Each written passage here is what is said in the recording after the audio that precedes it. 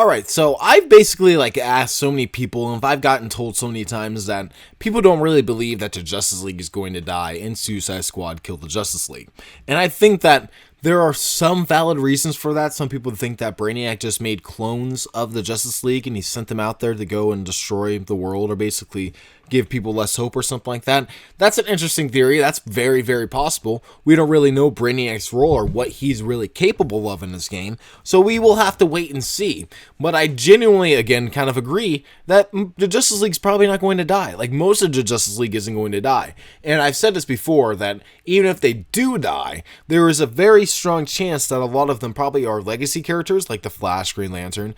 They all can easily come back as different characters. So my point here is being, if they do not die, is this setting up for a Justice League game? I really, really hope so. I really think that, Rocksteady is the ones to do it.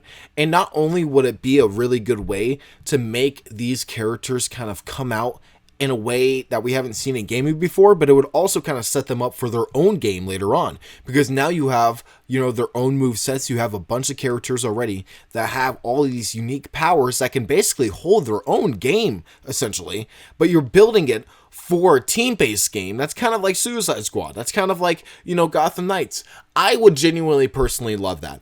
I want to see a co-op Justice League game kind of similar to, of course, the Suicide Squad game. The Suicide Squad game looks fucking phenomenal. Whether you like it or not. It graphically, I think objectively graphically, the cutscenes look fucking flawless, and the gameplay looks incredibly fun. And I'm not saying that a lot of these characters are similar to the Justice League characters, but I would think that Harley Quinn grappling around seems very similar to Batman.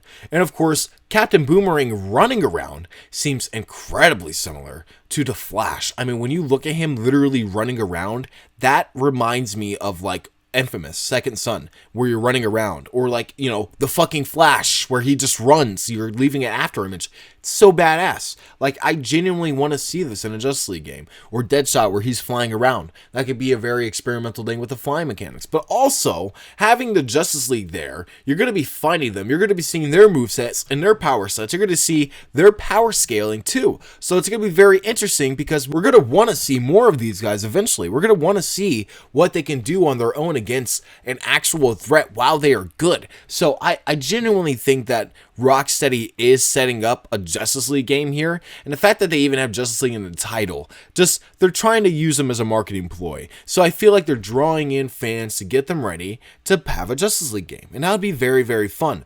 Not to mention, they say that this is a continuation of the Arkham universe. I personally think that that is a fucking phenomenal thing to do. Number one, you can flush out, of course, all the Easter eggs that you've ever had for this world, with Superman, with the Flash, Wonder Woman, all that stuff.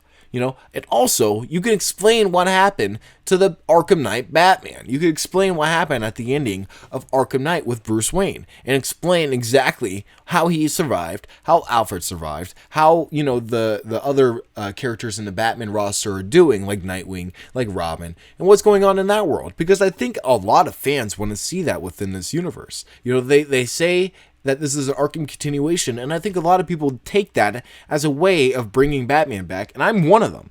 I think that that is a very smart way to continue this universe and potentially bring back one of their biggest moneymakers and promote him within a Justice League game. You already have his moveset and his gameplay. All you got to do is make the rest of them. And I personally think that that's what they're doing for this game, with this boss battles and stuff like that, with Superman, with Wonder Woman, with Green Lantern, with Flash. I mean, we've already seen most of the characters that would be playable in a Justice League game. So I think that would be a very fun way to bring in the characters and kind of set them up for their own game, and also having them to be going through this. That would be a very fun way to explore the trauma that they go through if they are going through this, in their own game, eventually, building off of that and continuing the story later on.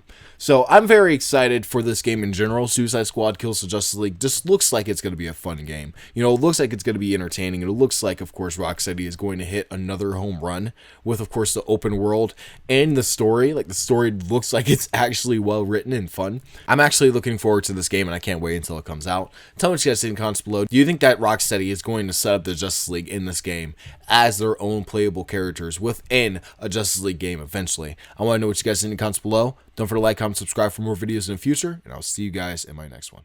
Peace out.